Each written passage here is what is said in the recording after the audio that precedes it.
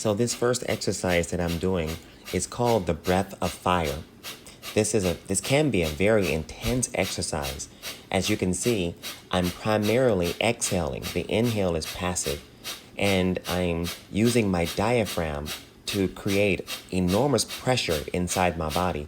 That pressure massages the internal organs, all of them.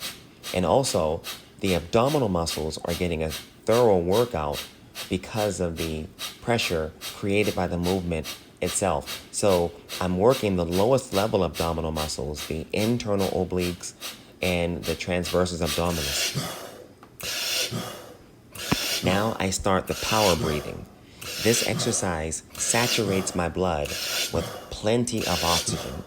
With all the increased oxygen in my body, every cell, including the cells in my brain, get all the nutrition that they need. At the same time, I continue to build the muscles of my internal organs as well as the muscles of my abdominal.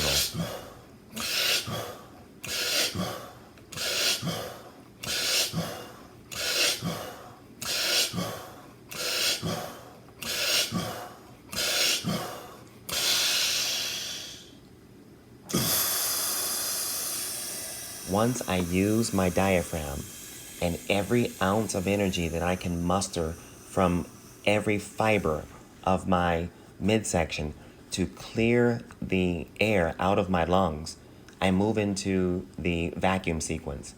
The vacuum continues to massage my internal organs, improving my digestion and improving the function of every organ inside of my body.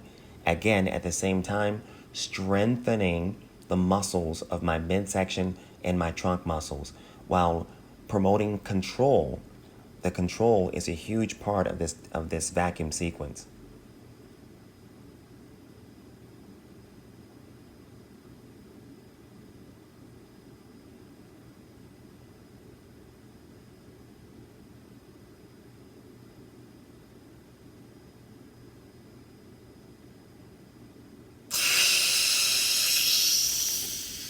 I have been holding my pelvic floor strong the entire time, increasing the pressure inside my body, which of course increases the resilience of all of the organs inside my body, as well as outside.